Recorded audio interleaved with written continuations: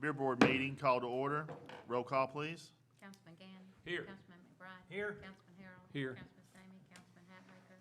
Councilman Fair. Here. Mayor Burton. Here. Do I hear a motion for the review and approval of minutes of the previous meeting dated February 28, 2022? So moved. Second. Have a motion and a second. You in a hurry? On time. Any further discussion? All in favor say aye. Aye. Opposed? Motion passes. Under new business, we have a request from Anderson County Animal Rescue Foundation, Katrina Hall, located at 124 Lone River Lane, for a Class E on-premise special event beer permit located at Carden Farm Dog Park in Clinton. Is anyone here to speak on that? Katrina, you'd like to step up and kind of tell us what you're going to be doing and what you're asking for? Okay, so we are having a fundraising event. I don't know if this works, but it's a fundraiser for Anderson County Animal Rescue Foundation, and we're partnering with Humane Society of Tennessee Valley in Knoxville. And so it's a fundraising event for both of our rescues for the animal welfare for the animals in our region. And so what we have planned is we're going to have in that area, in that dog park, we're setting up several vendors that will be selling, you know, like crafts and different things like that, a lot of animal type products as well. We will have animal rescues and shelters that will be there with adoptable animals. We're setting up food trucks and then the beer garden, of course, and we're going to have activities and demonstrations all day long with different types of events. The Clinton City Police will be there, and the Anderson County Sheriff's Department will also be there doing demonstrations, as well as several other demonstrations throughout the day. So who's going to be doing the serving? It will be Crafters Beer, Chris Keever for Crafters Brewery in Oak Ridge. Okay. Is that going to be roped off? It is, there? yeah. We're going to have everything fenced off in the garden area, and they're going to be serving the beer. Okay.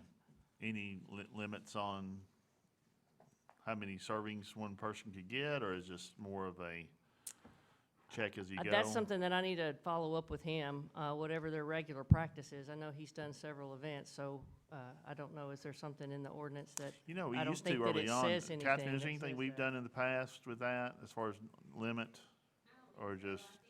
Yes. Since they're the ones with the permit, then, whoever surveys. They make that discretion to, okay, all right. So, we've talked about this before, this is gonna be a big deal, Yeah, right? I mean, how I many hope people so. are you all expecting? Well, we had an event in 2019. We had our first event, and that was at the Museum of Appalachian. We had about 1,000 people at that event. So now we want it to be an annual event. Of course, this is the first time we can have it since COVID. Since we're partnering with Humane Society Tennessee Valley, and their following is much larger than ours, we are expecting probably 2,000 to 2,500. Wow. Yeah, that's kind of what we're anticipating. I'm sure hopefully. you're working with JB and others We as far as are, parking yeah, and crowd yeah. control and all that. Yep, Great. we sure are. We're looking forward to it. Any discussion? Anything else? Hear a motion for approval? So moved. Second. Have a motion and a second. Any further discussion? All in favor say aye. Aye. Opposed? Motion passes. Thank you. Awesome, thank you. We'll see you there. Yes, please, and you Thank can bring all your pets, it's okay. Katrina. Katrina, you have, Thank you. Even though it's a dog park, they do have to be on the list for this event. the second item on the agenda is the request from Historic Downtown Clinton, Catherine Burbeck at 106 Teakwood Court for a Class E on-premise special event beer permit located at Market Street, Hoskins Park in Clinton. Catherine, would you like to come and talk about that? So this permit is for the Spring Antique Festival. We've never had a beer garden for the spring, but we've had them for the fall in the past. And the Guild and Historic Downtown Clinton would like to do it for this event. It would be just on Friday night with some entertainment, not on Saturday, and be in the Hoskins Park. And we will have volunteers that man that, so nobody leaves the premise without beer. or with their beer. So is it gonna be served in, Without beer. Can you rephrase that? hey, come back here and get your beer. Y'all Can't leave are, without y'all are beer. sticklers, I tell you. Beer Yeah. for everyone. So is it gonna be served there at the park, or is it gonna Yes. be in your location? It will be served in the park Okay. with Taylor Martin serving it with the garden. So the boundary will be the gate inside? Yes. Okay, great. Any other questions? You hear a motion for approval? So moved. Second. Motion and a second. Any further discussion? All in favor say aye. Aye. Opposed? Motion passes. Thank you. Thank you. Motion to adjourn beer board meeting? So moved. Beer board meeting adjourned. Call to order regular meeting. Roll call, please. Councilman Gann? Here. Councilman McBride? Here. Councilman Harrell? Here. Councilman Stamey? Councilman Hatmaker? Councilman Fair? Here. Mayor Burton? Here, this is not the regular meeting, this will be the public hearing, I'm sorry. Public hearing today will be talking about ordinance number 670. This is amending the CMC Title 5, Chapter 6 procurement. Roger, you want to speak about that? Gail? We're doing this in regards to allowing us to do a request for proposal type process. This is something that MTS came out with fairly recently and felt like we needed to change our purchasing process to accommodate that, so that's what we're doing. Is anyone here that would like to speak on ordinance number 670? Motion to approve. We did take a motion on this? We don't, do we? Okay. Here, motion to adjourn public hearing. So moved. Public hearing adjourned. Regular meeting called to order. Roll call, please. Councilman Gann? Here. Councilman McBride? Here. Councilman Harrell? Here. Councilman Stamey? Councilman Hatmaker? Councilman Fair? Present. Mayor Burton? Here. Do I hear the approval of the agenda? Is here a motion? Second. Motion and a second. Any further discussion? All in favor say aye. Aye. Opposed? Motion passes. This evening, the prayer will be given by Councilman McBride. Please remain standing for the Pledge of Allegiance. Let us pray. Our Father, we thank you for this day. Thank you for all your many blessings and your protection and how you take care of us each day. Dear God, I pray that you be with us during this meeting. Pray that you would be with each councilman as we make decisions. And God, thank you for the staff and the things they do each and every day. And I pray for protection for them and their family. In Jesus' name, amen. I pledge allegiance to the flag of the United States of America and to the republic for which it stands, one nation, under God, indivisible, with liberty and justice for all. Thanks, Jim. Do I hear a motion for the review and approval of minutes of the previous meeting dated February 28, 2022? So moved. Second. Have a motion and a second. Any further discussion? All in favor say aye. Aye. Opposed? Motion passes. At this time, we'll be recognizing any visitors or citizens that'd like to share any grievance or praises to the city. Please state your name and address, please, sir. Thank you. I'm David Stewart. I'm an attorney here in town. My office is at 300 Market Street. I live on Eagle Bend Lane. I'm here on behalf of Mr. and Mrs. Worthington regarding the project at the high school and the softball field that's going up. We've spoken with you about it a little bit before, but some more things have continued to happen. There was a stop work order placed. Mr. Worthington was instructed if there were any more incidents with the lights to report it to the police. Apparently, the stop work order was orally modified to allow some work to be done on the lights. They came on Friday night, I believe it was, and stayed on. Okay. And stayed on for quite a while on Thursday night. He came to the police department the next morning to report it and was refused, the officer refused to take a report. And we don't really understand why the county schools are being allowed to violate the zoning ordinance. A stop work order means to stop. It's not supposed to be orally modified. They never even, they've done all this work without a permit. We've asked Mr. Householder, why are you not enforcing the ordinance? And his answer is, I serve at the pleasure of others. So we've got a problem. Your building official feels like he can't enforce your ordinance. There's been some discussion about maybe we don't have authority, maybe we don't have jurisdiction over the county schools. Well, we've pulled permits that have been issued in the past. There are 28 permits that have been issued for county work within the city limits.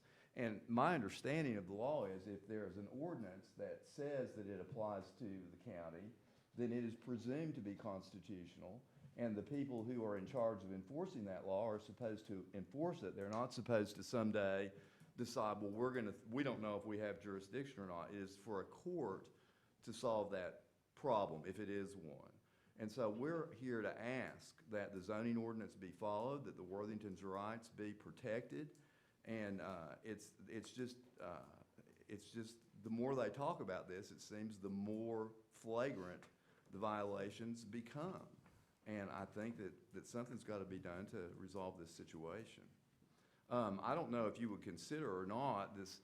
We're concerned. We don't want to go to court over this, but we've got some things that I want to say to you that probably should not be said publicly, but I think it's things that you deserve to know. We don't want to prevent legitimate things from being done, and we don't want to cause undue expense or difficulty for the city.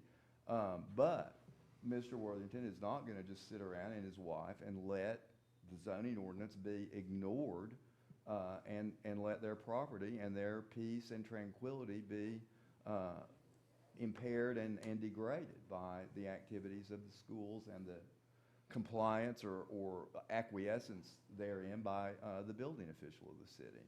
I don't know if you consider an executive session to discuss the possibility of threatened litigation or not, but we've got some things that you need to hear probably at some point.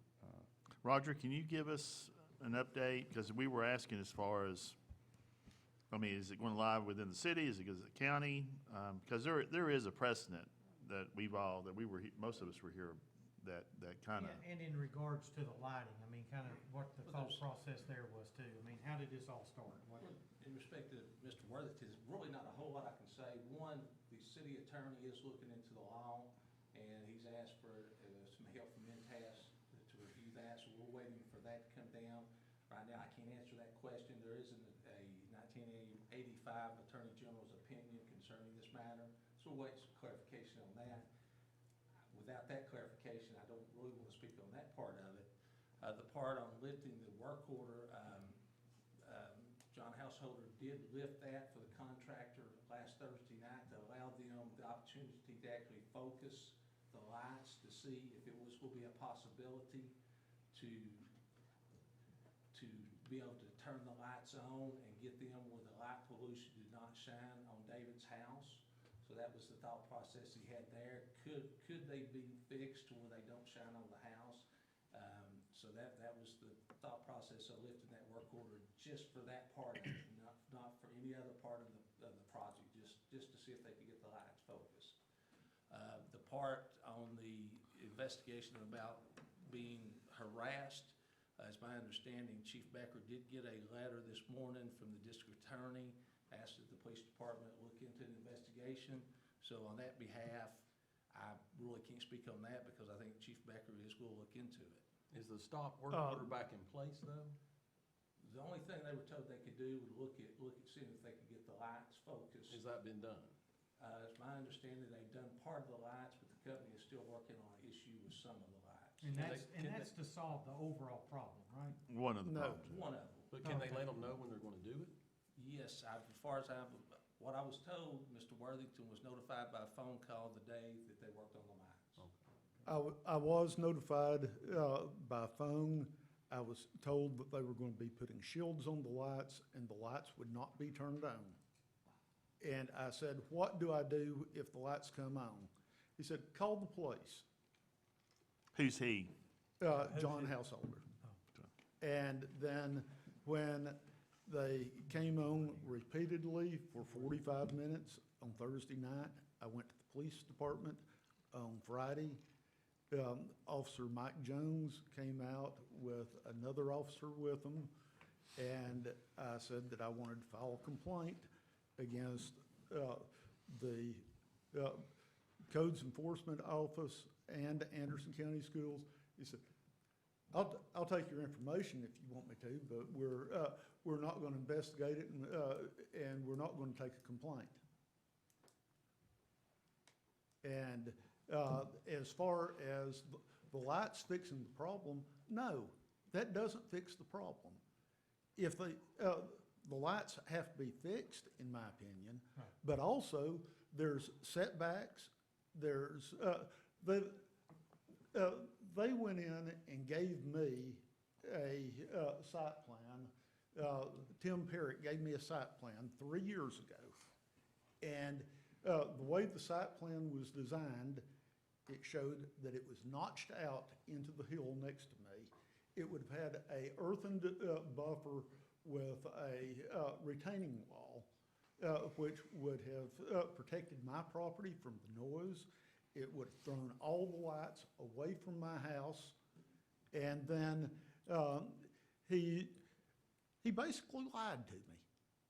They went in, we asked them a year ago what updates were being made. And he came over there. Nothing was mentioned about turning the field around, pointing it right toward my house. They moved the field 150 feet closer to the street than what the original plan shows. Flipped it around. John Householder told me that when they started grading over there, that he sent his assistant over and told them to stop grading. They ignored it. They never got their grading permit. They've never got any site plans approved. You know, when they built the $3 million field house a couple of years ago, they came and got site plans approved. They went through the process. They've done this 28 times in recent history, Anderson County and Anderson County Schools. But now, when they're trying to build something and skirt around all of the setbacks, the type of street that it's on and everything else, then all of a sudden, oh, none of this applies. Even, you know, the TCA that talks about putting in parks, even if the state is going to put in a street, they've got to come in and submit a site plan. But somebody's letting them continue this project and have been continuing this project for 10 months without going through the proper channels or having any paperwork. And if the city doesn't have any control over it, it looks like this would have been decided 10 months ago instead of waiting and saying, well, maybe nobody will notice. You know, I want to know who's tying John Householder's hands, telling him that he can't stop them, and he hasn't been able to stop them for the last 10 months. And how come they haven't got any permits? Well, this isn't a court of law that I know of. Well, you're supposed to. I'm not finished. Okay. And however, if it was, the majority of what has been alleged would not be admitted because it's hearsay. I don't have the other party that I could cross-examine to determine the validity or the relevance of some of the information provided. You allege that they didn't check with you or they changed the plans without your agreements.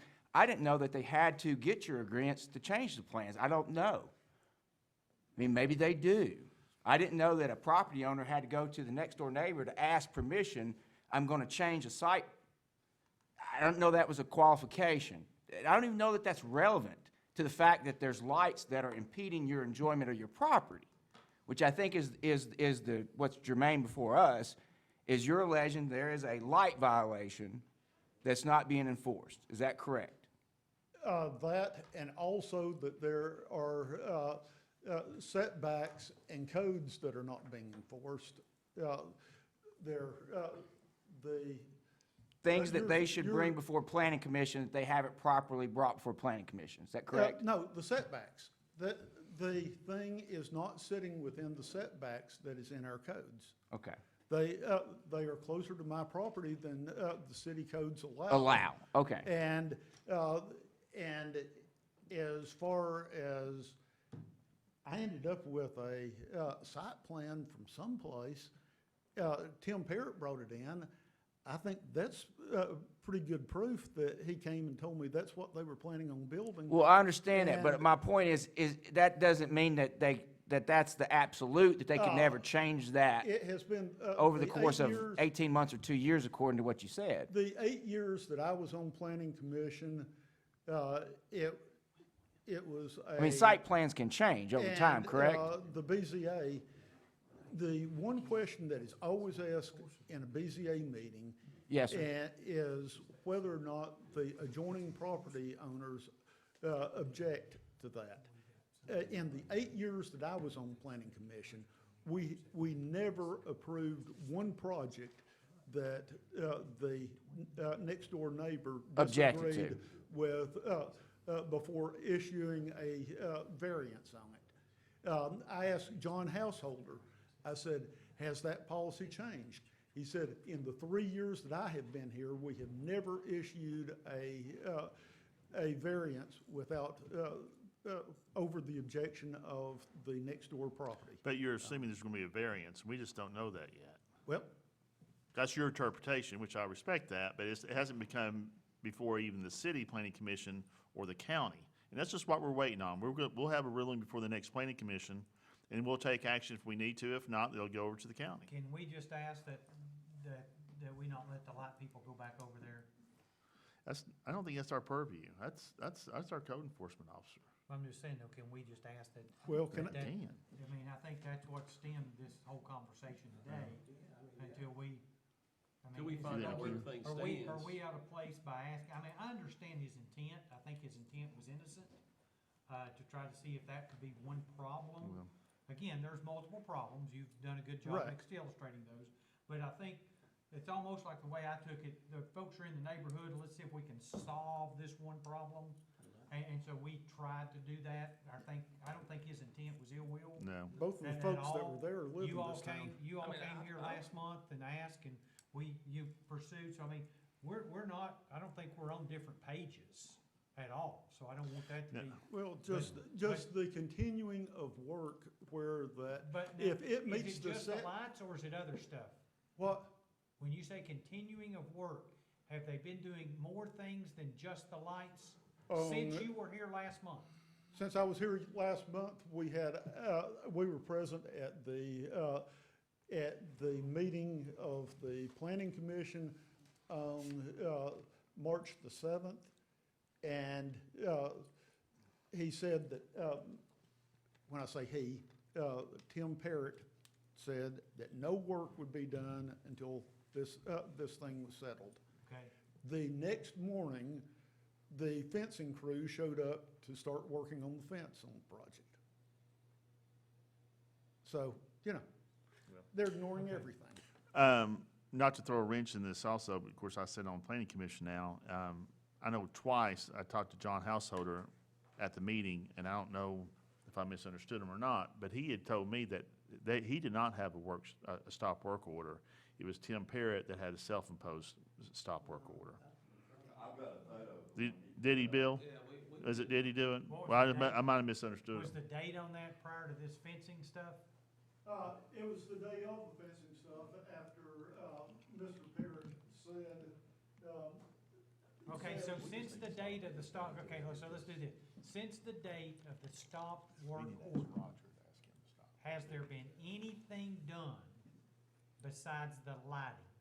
not since the official stop work Okay. order went up, Then but what I they would like said to ask, before. I'm gonna ask this, I don't know if I can or not, don't know if they work, I just think we don't send the light people back over there. I think that was all done in good faith, I think that was done in innocence, but again, I think that there's multiple problems, and we thought, I think city staff thought, well, if we can solve this problem, let's let them give it a whirl and see. Well, it ain't gonna stop it, so. There's no issue with that. Let's. And even if you do, make the assumption that the county is a sovereign piece of property, does that sovereignty mean that they will also be giving up their police and fire protection on city-owned properties? That's all. We go I down don't- that road yeah. tonight. This- Like, yeah, I this- think we- Uh-huh. yeah. Thank you, David. I think Let me ask, where did the authority to instruct the stop work order originate from? Staff? Staff, yeah. Okay. Once David had complained that they were actually doing more. So staff decided to city do manager stop work tells orders. city staff, stop work Yes. at this point. And- So, I'm sorry, so the code enforcement officer doesn't have that latitude to have a stop work order on his own? Yes. Okay, but how is interpreted is now that you tell him that, and you really don't unless you can, but typically he has the autonomy to place a stop work order? Yes. Okay, all right. But I would think he's answerable to somebody. Oh, yeah, well, sure, certainly, but he's not waiting, I guess my point is, he doesn't have to wait for the city manager to say, hey, put a stop work order. He could say, hey, put a stop work order, but it's really, he has the autonomy to do that if he sees fit. Yes. Yeah, okay. Can I, Why wasn't one done 10 months ago when they started waiting and they didn't have anything over there? David, to be honest with you, that's a staff question. I mean, that's not really a council question. can I ask Mr. Stewart to approach, again, please? Do you agree with that? Can you, and I have a sense that everybody on council has empathy with your client and understands the issue. However, I want to make sure that we are addressing issues that are properly things that we can address. I can't address what happened 10 months ago. I can only address what's happening here and now, and we want to help you, so help me help you. What is it that you can specifically ask city for us to do to help resolve your client's problem that you see is in our purview and our power? Well, you've got an ordinance that is not being enforced, and you've got city officials saying, we don't think we've got jurisdiction, and having research done to support the idea that the city does not have jurisdiction to enforce its own law. And that ought to be So all laws something would be that the considered schools would assert. constitutional, right? All laws would be considered constitutional, and somebody in a black robe told me otherwise. Right. Okay. So if we stop the work order right now, and the county schools cease work, would give us some time to get clarification around that issue, and then hopefully, I would pray that the county and you guys could go to mediation while we're solving this problem. And I think this is something that's just ripe for a mediator to work out, because your client seems very reasonable to me, seems very, very, I think, he loves the town, he loves the county, he loves his schools. And I think there's no reason that reasonable people couldn't get to a resolution. However, I will say, I tend to agree with some of the things you've hinted at. I don't want to see how the sausage gets made if this gets into litigation. So I concur with council that I think we want to work to resolve this in an amicable way that meets everybody's desired outcome. We would prefer that also, and we would be happy to go to mediation with the schools and hopefully come up with agreement for what they're going to do. I think the city needs to be involved in that also, though. It was actually the city attorney that brought up the question whether we had the legal authority or not staff. Fair enough. Yeah. Okay, thank you, David. And David. Thank you. Mayor Frank?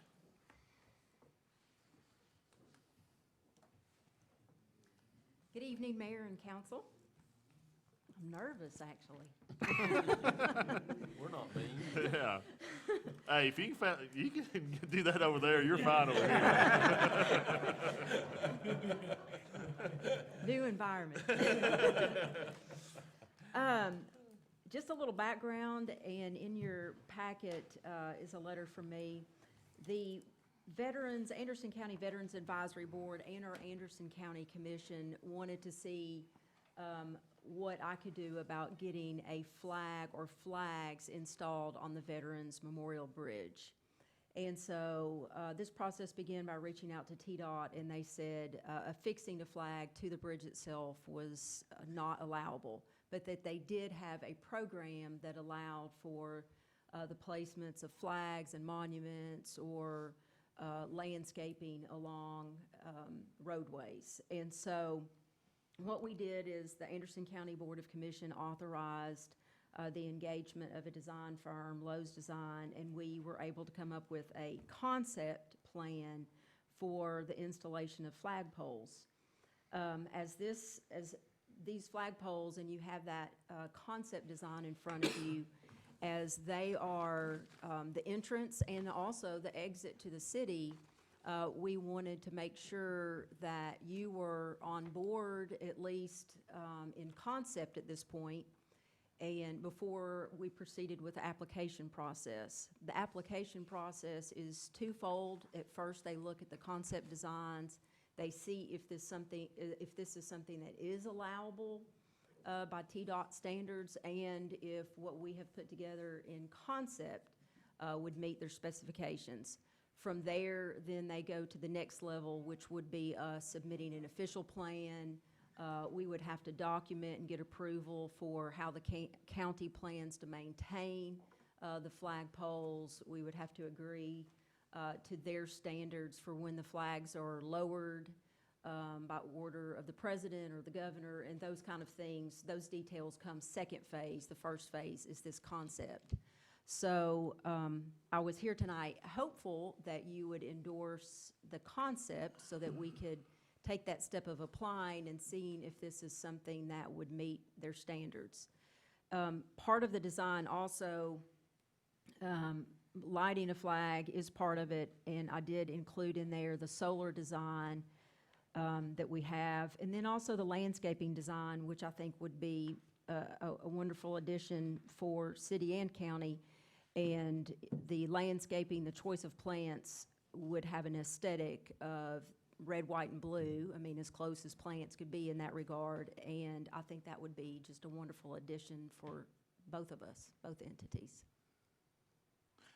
Any questions for Mayor Frank? Just real quick, I just want to say on behalf of Leon Jaquette and Claude Martin and Clinton's American Legion, this idea, I think this has been at least a 4-year process that the veterans of the American Legion, led by those two gentlemen that I just mentioned, wanted to see flags on Veterans Boulevard, which is also Seavers Boulevard, and our Veterans Bridge. And it was a difficult, was it CUB's responsibility, was it the city's responsibility? And I think a lot of people were getting, not my job. And I'm, I'm very much, as a veteran and a member of American Legion, in favor of this. If we can do it the right way, that's always been the big question. Who's the right entity to take this and spearhead it? And I think in regards to, when I think about upkeep and lowering flags or how we observe flag etiquette, with the various organizations, whether it's the Boy Scouts or Cub Scouts or junior ROTCs in both of our schools, I think there's a lot of hands that want to volunteer for that. So I'm for it. Well, I'm certainly for it too. Just to clarify, where would the placements of the flag be? Would be on both sides of the bridge itself and the median? Yes. Okay.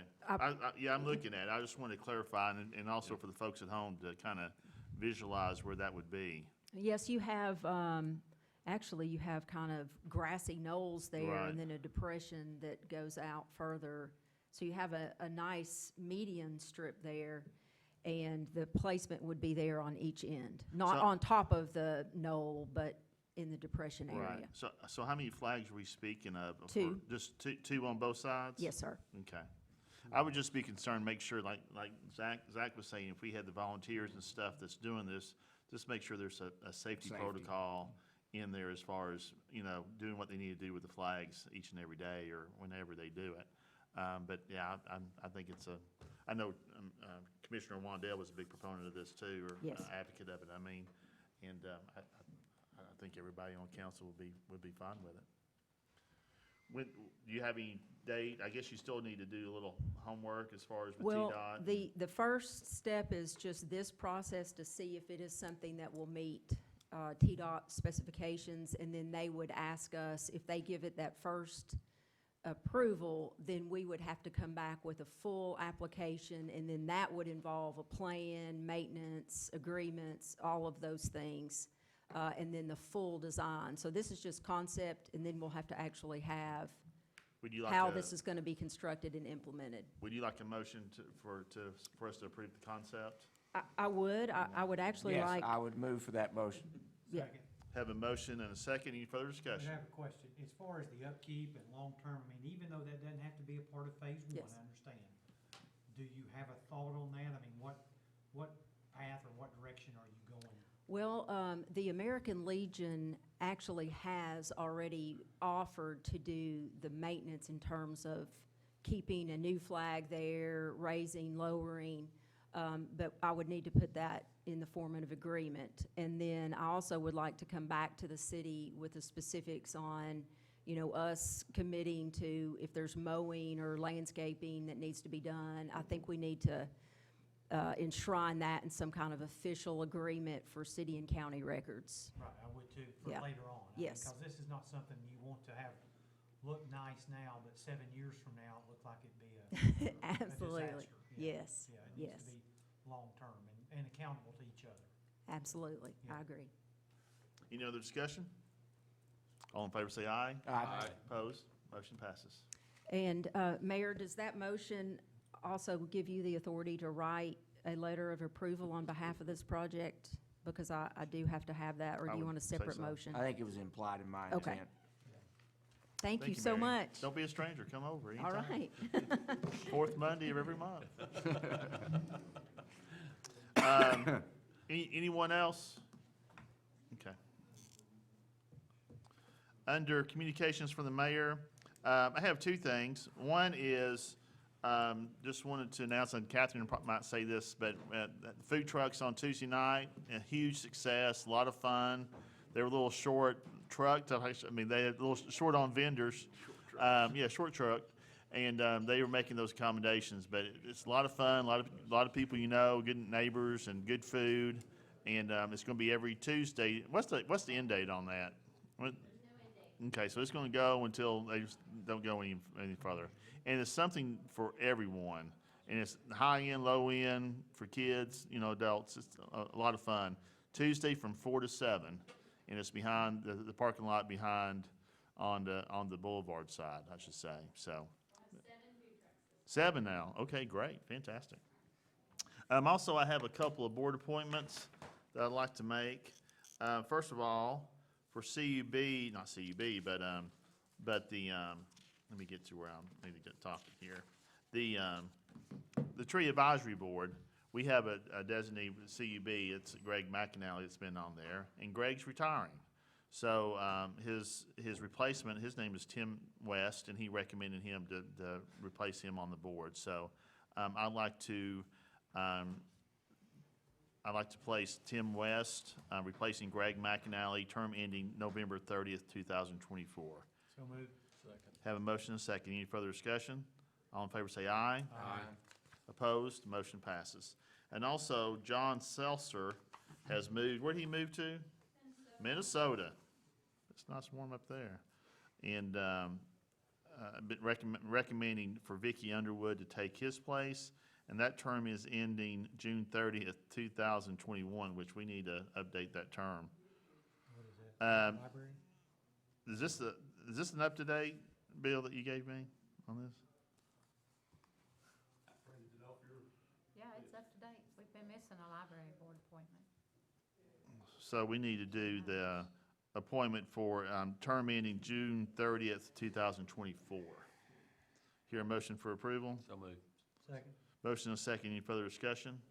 All in favor say aye. Aye. Opposed? Motion passes. And that's all I have. Under committee reports, City School Board report, Kelly Johnson. Good evening.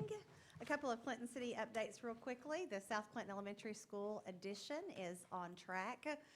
The pads have been poured and the walls are hopefully going to go up very, very soon. So that's going As expected, we are currently doing kindergarten registration for next school year. We began that process a little bit earlier this year. We held roundup at Clinton Elementary today.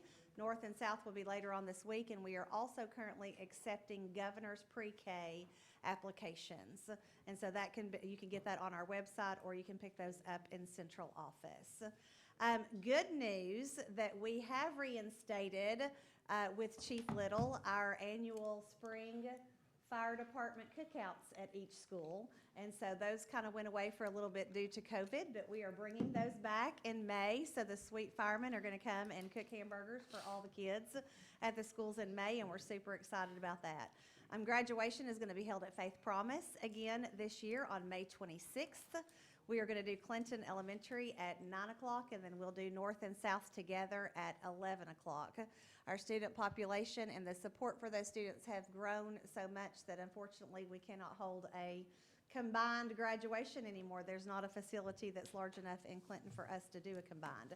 So we'll be breaking those up into 2 different graduations. And then just quickly wanted on ET's behalf to give you a few little Blaze updates. But our archery team, which is the second year that we've done that, they are going to a state competition on Thursday in Murfreesboro. So we're excited to see how they fare there. The Color Guard, which started this year, and if you have not seen their performance on Clinton City Schools' Facebook page, I'm not going to lie, it's going to bring a tear to your eye. It is absolutely amazing. But they have won first place at 3 or 4 different competitions, and their final competition is at Carnes next week, or this Saturday. And then our Lego Robotics Club, it's a first grade robotics club. That has been circulating to all 3 schools. We're finishing up at Clinton Elementary School this year, but that is a new Blaze activity. And then our track, we are proud to announce, is at capacity with a lengthy waiting list. And so Blaze activities continue to be alive and well as our dear friend is recovering. So any questions for me? Any questions for Kelly? Thanks, Kelly. And Scott Ray has a budget amendment. Lucky you. Come on up. Everybody should have a memo dated March 11th or 10th from me, budget amendment number 5. General purpose school fund, we're increasing appropriations $1.1 million. It's funded by an increase in revenue of $103,000 and a reduction of fund balance of a little over $1 million. The lion's share of this is the South Clinton Elementary expansion. We're paying, kind of in layman's terms, we're paying cash for it, so we're not borrowing any money. Originally, our approved budget amendment, our budget had us paying off some debt early. In lieu of paying off debt early, we're going to take that money and use it to pay for the expansion. So no new borrowings. Very small budget amendment for federal projects. Cafeteria fund has a pretty significant budget amendment. Just reflecting on it, it's probably the single largest contract that the city has is for the food service management. It's in excess of, it's probably going to be in excess of $700,000 this year and next. How that works, just so everybody understands, is they serve a meal. It's a reimbursable meal by the USDA, and we get a reimbursement amount that is greater than the cost of the contract. That pays for some of our overhead, some profit. We use that profit to buy equipment and keep up with our facilities that serve food. So I anticipate us having a surplus in the cafeteria fund of $100,000 this year. So we're definitely moving in the right direction when it comes to our cafeteria. Any questions on the budget amendment? Any questions for Scott? Hear a motion to approve budget amendment number 5. So moved. Second. Have a motion and a second. Any further discussion? Roll call, please. Councilman Gann? Yes. Councilman McBride? Yes. Councilman Harrell? Yes. Councilman Stamey? Councilman Hatmaker? Councilman Fair? Yes. Mayor Burton? Yes. Budget amendment number 5 passes. Thank you. Thanks, Scott. Clinton Regional Planning Commission report, Councilman Gann. The Clinton Regional Planning Commission and the Board of Zoning Appeals met on March 7th. There was no business for the Planning Commission. The BZA had 2 items. Joe Shelton special question decision to allow general farming and agriculture for the lot located at Lantana Lane. Property is zoned R2. A lot of discussion here. In particular, it was really miszoned R1. And so now it's correctly zoned R2, which does allow his request. So based upon the change in zone and his request, that was approved. And then Fox Toyota requesting administrative review and special exception for proposed sign for 224 Fox Family Lane. This is for a single use, or a single, I guess, sign for the Fox company. They have been part of a composite sign there and felt like that they were getting kind of passed up, that nobody knew where the entrance to the Fox family or the Fox Motor Company was.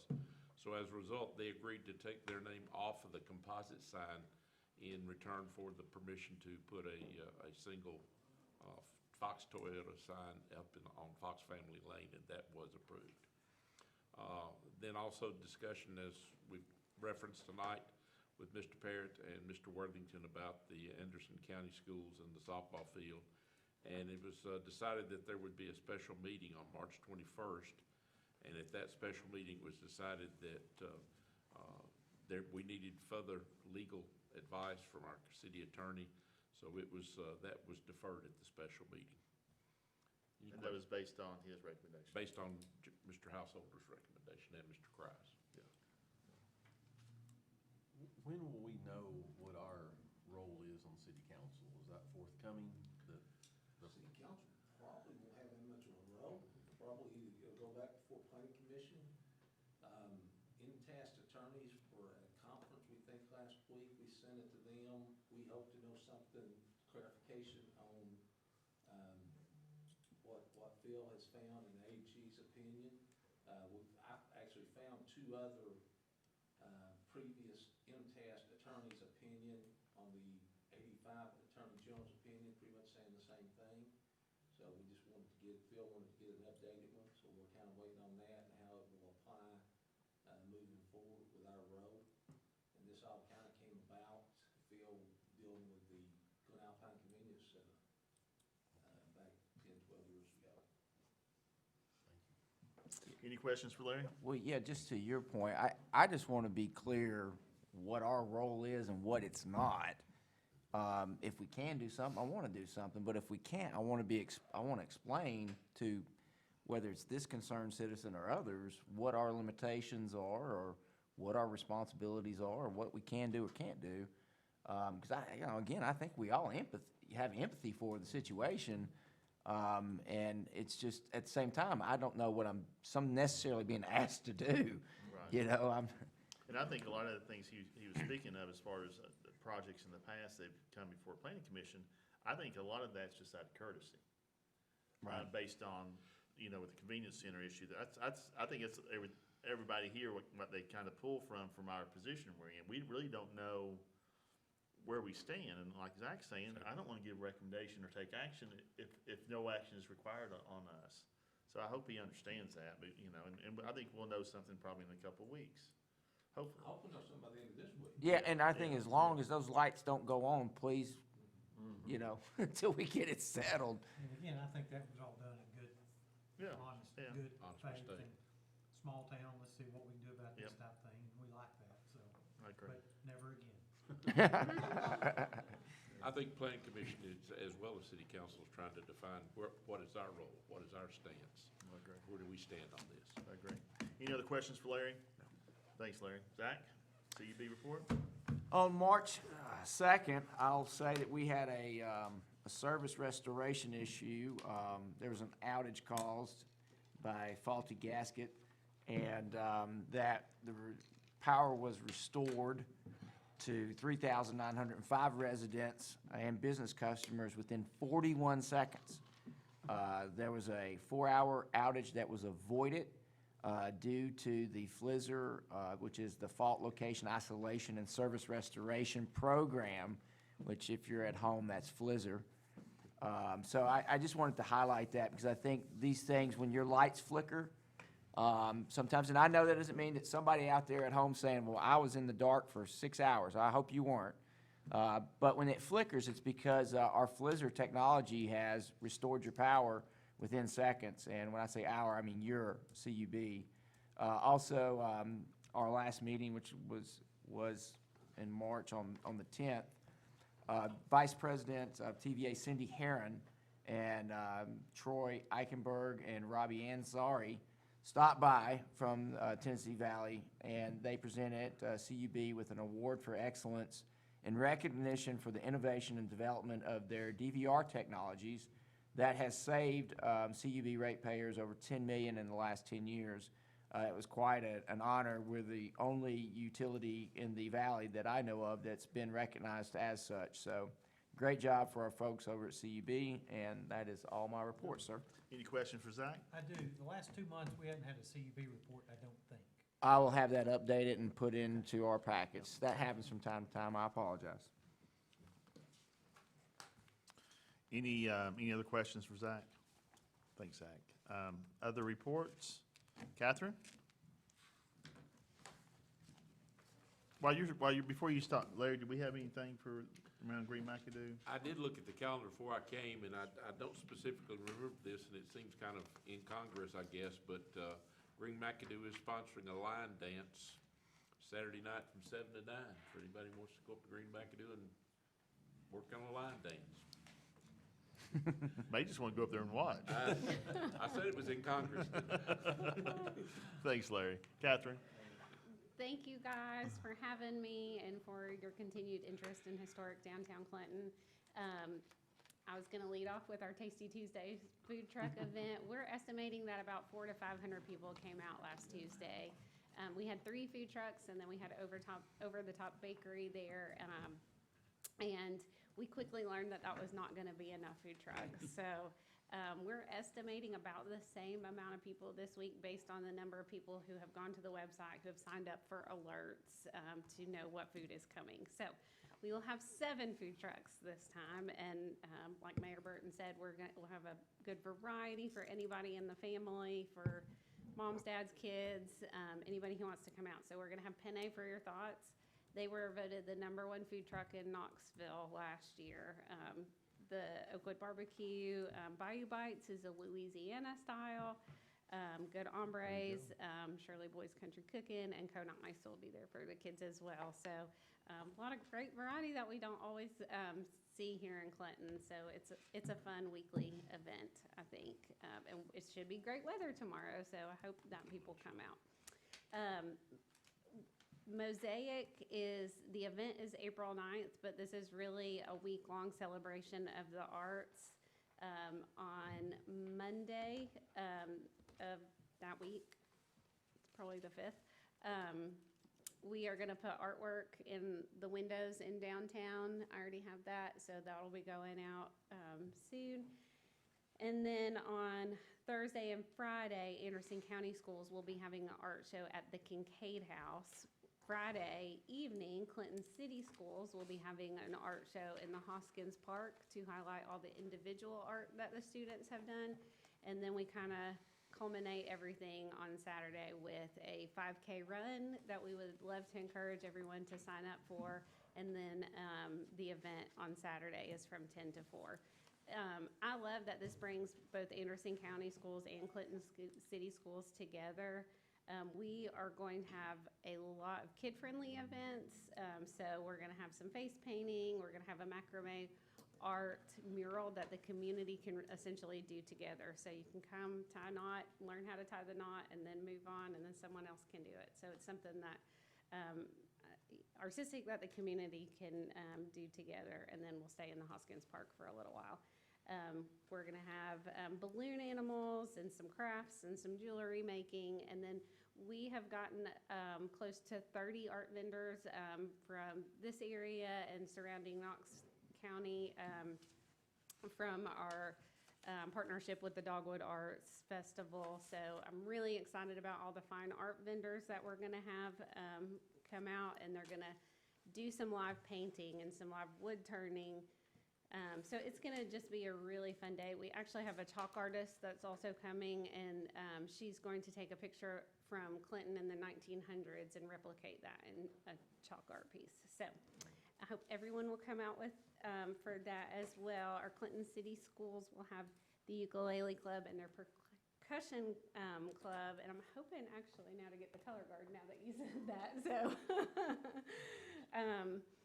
After that, we're having a street cleanup day on Market and Main Street on April 28th. We have raised some funds to be able to put some really nice flowers in the planters, in the baskets along Market and Main Street, which will get us ready for our Antique Festival on May 6th and 7th. The Farmers Market is returning, and that's now under Historic Downtown Clinton, and that will be back May 5th. And then our walking tour is now in production, and we're hoping by our next meeting to have an update on that. Joey Smith actually has a picture of what the walking tour is going to look like. It's a miniature version of what it is. And I've invited him to come to this meeting and address you guys about some things that we're doing as well. So he's our vice chair, by the way. So. State your name and address, please. Joey Smith, 619 Woodland Drive. Mayor and council, thanks for humoring me and letting me come and talk for, just a brief 30 minutes or so. It won't be as thrilling as Mr. Ray, but I'll do my best. Never is. Catherine said I'm the vice chair of her board. We are a legitimate 501c3 nonprofit organization now. I think it's helpful to talk about what we are, and as we've already talked about tonight, what we are not, what our responsibilities are and what they are not. Main Street, as you may have already heard in past reports, right now it's a designation from the state of Tennessee. Eventually, it can be a national designation. This has actually been talked about for years here in Clinton. I didn't realize that, but folks have wanted to do this program for much longer than I'd been involved in it. Didn't know that, but as I said, we're under the umbrella now of a bona fide nonprofit. We decided to name it the Pearl Foundation of Greater Clinton area. There's a lot of thought that went into that. Pearl being a nod to our history in the pearling industry in the Clinch River, but the letters standing for preservation, education, arts, revitalization, and leadership, and the choice to say the Greater Clinton area, to let everybody know we want to have an impact on the entire city, which leads me to what we are not. We are not a merchants association just for business or for one section of the city or one street. Our boundary, which the state, to be in the program, we had to designate, we really tried to make it humongous because there's really not very many cities that are as historic as Clinton. We wanted to stretch it all the way out past the fairgrounds and towards Clinchmore Farm and Clinton Drug Stores section of town. There's so much that went on there too. We did have to give it a boundary though, which roughly it's the welcome sign as you cross the bridge into town on Main Street, along the boulevard there to Magnet Mills. Up Hicks Street, as far the northern boundary would be Hicks Street and our school sites and the entrance to Green McAdoo. So what we consider downtown Clinton is much larger maybe than it had been referred to in the past. Some other things we don't do, we don't recruit industry or big box retail or housing development. That's what our big brother, the Chamber, does. To differentiate ourselves from the job of the Chamber would be some of that larger county-wide effort. But we're able to focus on Clinton. In discussions with some folks that are stakeholders, they said something that we really noticed when we moved here was that people from Clinton love to be from Clinton. And so we look at our board and our organization as a way to focus on our city. And we're going to start, because the state designation says it has to be your downtown, that's our front door to the rest of the city. So what impact have we already had? I know Catherine has already shared with you so many things that we've done, but I just want to say that some of the things that we do are economic benefits. Bringing 500 people downtown to eat would be an economic benefit. but tangible benefits that citizens see and realize are part of their lifestyle improvements, like our walking tour. And I did bring this little miniature of the sign I wanted to pass around if anybody wanted to see it. It'll be twice this thick and twice this big, but 11 of these will be going up in the next few weeks to highlight some important parts of the city and hopefully some things that maybe people don't know about, that we want to honor. We would like to do more of these. We'd like to just continue to use heritage and history as a way to drive economic improvements, lifestyle improvements for the city. I'm gonna pass this. By the way, that's a lot cheaper than bronze. Those are about $700 a piece, but the bronze ones were about $3,000. So we went with those. Don't drop it, Zach. No. So just to I wanted to give you just a little bit of an idea of what our board envisions for the impact and the return on an investment for everybody that's contributed so far. We have had a great fundraising effort. Our board has been involved in that. Of course, you all have been involved in that. And Catherine, our one part-time employee who works probably as much as any full-time employee would, has done some good stuff that we can see tangible benefits of already. I had a lot of notes written down, and I went through it quickly because I know you're ready to go home. But as a representative of our board, if you have any questions that you'd like to ask, I'm right here. And I would be remiss if I didn't thank you for your investment so far in what we're doing. And as you think about us and what we do and what we can provide to the city, I'd like to take a lot of things off your plate if we could. At the South Clinton meeting the other night, we had a lot of folks asking about the city paying for improvements to buildings and houses. You know, we know that you can't do that. But we do have the opportunity as a 501c3 to help folks apply for grants for their buildings and businesses. That's just one of the few things that we're able to do. With that, I'll wrap it up so that we can get finished up and go home. But any questions, just let me know. Thanks, Joey. Any questions for Joey or Catherine? So you gave us a packet, and in that packet includes, it looks like we have statistics on other main streets in our state and what they do financially. Is that correct? Yes, sir. Okay. And again, as a board member, I would be remiss if I didn't say we are looking to increase our investments and our donations. I'm not here to ask you for anything specific, but you do have in front of you some statewide numbers, what the averages are for many cities, and just want to remind you that Clinton is not average. Correct. We are above average. I know it's really small print, so I'm happy to email that to you. Thank you all. General Government Report, Mr. Houck. Go ahead and defer to Gail and let her do the finance. You've got your sales tax report. The city was up a small percentage, less than 1/4%. Year-to-date, we're up over 10.5%. The county was down just a little bit this month. Year-to-date, they're up 9.1%, so we're kind of running neck and neck, but our sales tax is still doing really good, continues to grow. As of Friday, we had collected somewhere around 96% of our property tax, so we're really good. We're within $9,000 of what we budgeted, so we should meet that pretty easily. You notice that you have excess funds of over $3.6 million right now. Of course, a lot of that money we have collected. Our property tax takes us through several months that we don't get as much income. However, if you take out the ARP money, we still have over a $2 million excess, which is about 78% of our revenue budget, when year-to-date is more like 60-something. So revenues, we're doing very good, and our expenditures are below budget, so you couldn't ask for anything better than that. Any questions for Gail? I also have a budget amendment. You want to cover that now? I can. Remember, we're mainly doing budget amendments for any capital projects that we're doing now. The comptroller's requiring us to do them on a monthly basis. The 265 is the dump trucks that you all actually approved last council meeting, so that's the amendment.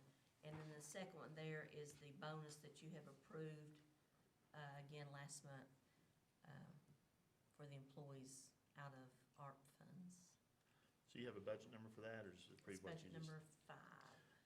Hear a motion for, Six, I'm sorry. hear a motion for approval of budget number 6. So moved. Have a motion and a second. Any further discussion? All in favor say aye.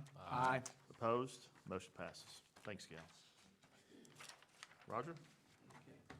Fire department, with recent changes in the fire department's command structure, we are continuing to review the overall operation of the department, including necessary vehicles and equipment needs. We are recommending the replacement of a 14-year-old high-mileage SUV formerly assigned to the fire chief. We would therefore request authorization to purchase a 2022 Dodge Durango SUV from the Chrysler Dodge Jeep Ram Trucks of Columbia at a total cost of $32,878. This vehicle is on the state contract pricing. Hear a motion for approval? So moved. Second. Have a motion and a second. Any further discussion? Is this going to the fire chief, or is it going to the, the new position, the fire marshal? Fire chief. Was that your decision, sir? Yes, sir. So is his truck going to, okay, all right, I just, Archie not want to buy it or anything? any further discussion? All in favor say aye. Aye. Opposed, motion passes. Mayor, in accordance with the multi-year purchase plan approved by council on June 24th of 2019, we need to initiate the purchase of the third replacement fire engine.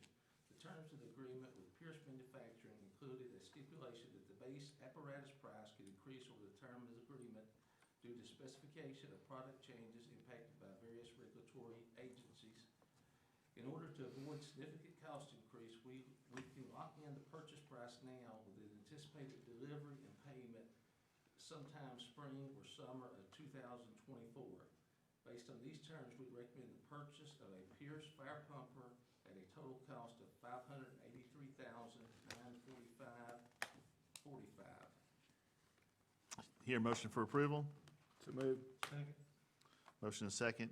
Discussion. Roger, you want to say something? Yes, of course, we did the agreement 3 years ago now, which we haven't even took possession of the second one. We probably will be taking possession sometime in the next probably 2 to 3 months. With the price of everything going up, they're expecting a very significant price increase on these pumpers sometime probably in May. He gave me a quote that would probably be over $700,000 if we wait till the summer and order it. That's why if we go ahead and just do the purchase order, even though it'll be probably 2 years before we take possession, we can lock it in at this price. And I think we're gonna have to get it. I know the county is still working on a fire truck proposal. Hopefully, we can get a good portion of that paid through with the county project at some point. Any questions? Hear a motion? Have a motion second. All in favor say aye. Aye. Opposed? Motion passes. One other thing I've got is Public Works, their spring cleanup day will be Monday, April the 4th. And Dwayne, anything you want to add on that? Need to have everything out by the 7 a.m.? So everything needs to be on the street by 7 a.m. that Monday morning. Okay, great. Any questions for Roger? Roger, now that we're in the spring, update on the pool and update on any paving. Paving, we have a meeting on April the 11th with with the streetscapes that's doing our survey, so we'll have an update after that. If anybody wants to sit in on that meeting, it's a Zoom meeting, we'll be here at City Hall, so if you'd like to come by and sit in, I can send you a time to come sit in and listen to it, see what their recommendations are. The pool, I think JB and Gail, Zeke, and the mayor have a Zoom meeting with TDEC Thursday. So that's a new twist they put in it. The mayor has to sit in on all these Zoom meetings now, so that's just another hurdle. Right now, we're still waiting. $50. Getting our money's worth. So we're still waiting on our contract on that, so it's moving forward with the paperwork. But we did get the amendment for the extra $500,000, correct? We sent the letter of intent in. Yeah. completion date, it's probably, We don't even have a it start won't be date this yet. season. It's not gonna be this season, no, for anybody listening. Okay. Yeah, we don't even have contract yet from the state. And we're waiting on them, obviously, not on us. Yes. You gonna talk about paving? We don't know yet, not till we have the meeting on the 11th. Asphalt prices right now are probably through the roof. But definitely the, Mountain Hill Drive.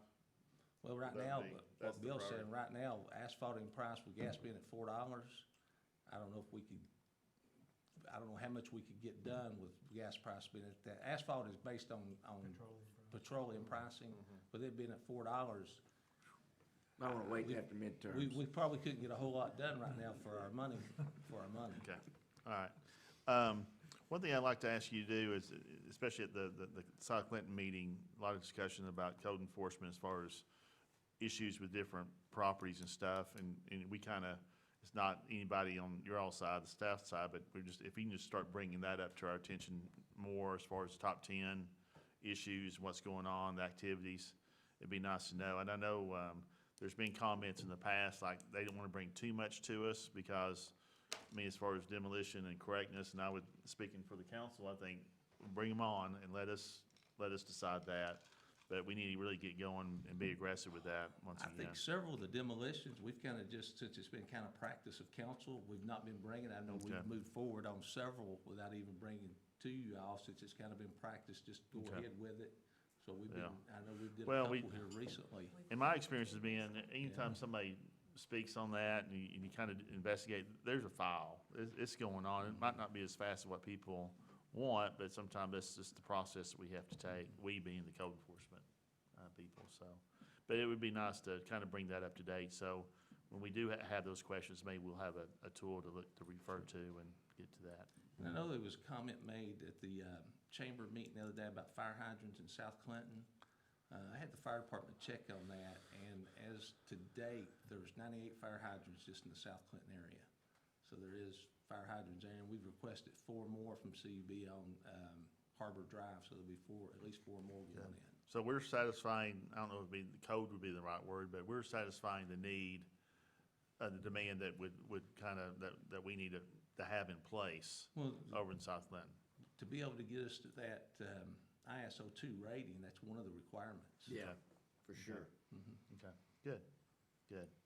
Anything else, Roger? Thanks, Roger.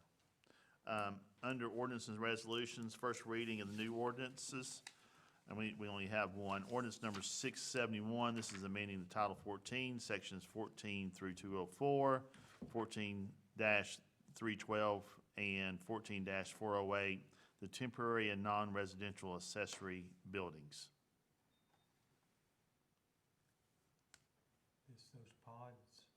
Is it- It gives them a 90 days limit, then come back one time, get an additional 90 days, and it has to be in the rear or side of the yard, can't be in the front yard. So anything, I mean, even like an 18, the storage containers on the 18-wheeler, that's the same premise, right? Because I know that's kind of growing in popularity too, not necessarily in the city, but around, maybe in some outskirts of the city. I think planning commission actually discussed this about a year or so ago. Yeah. It slipped through the administrative cracks somewhere.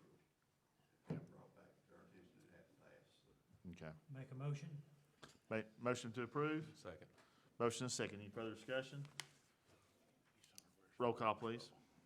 Councilman Gann? Yes. Councilman McBride? Yes. Councilman Harrell? Yes. Councilman Stamey? Councilman Hatmaker? Councilman Fair? Yes. Mayor Burke? Yes, ordinance number 671 passes on the first of 2 readings.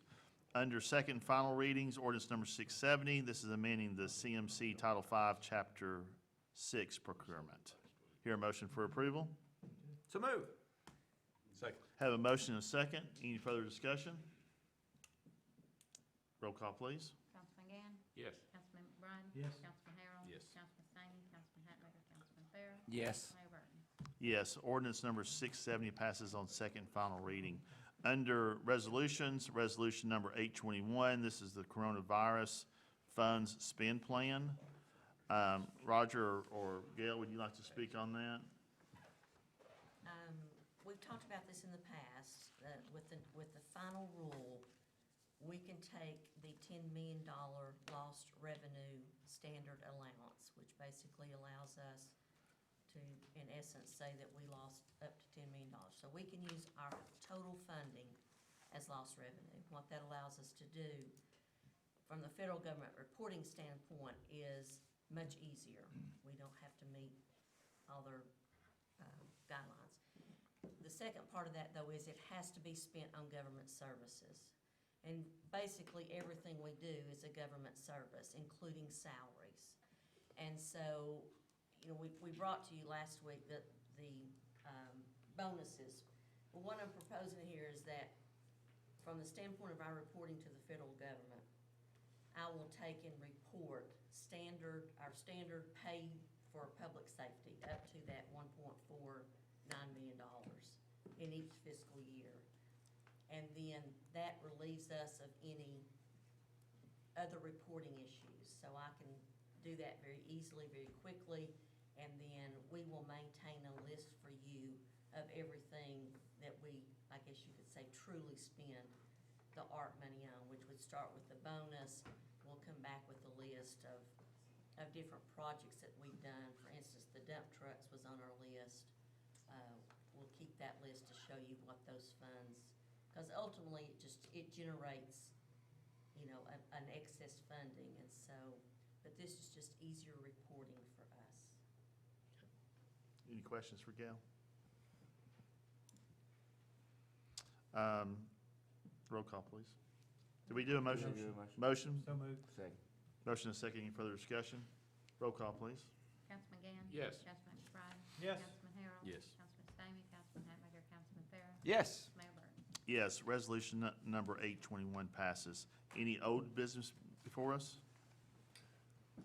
Any new business? Just make sure we get to the food trucks, right?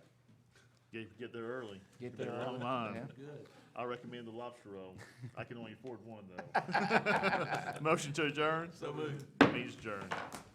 Hey, that was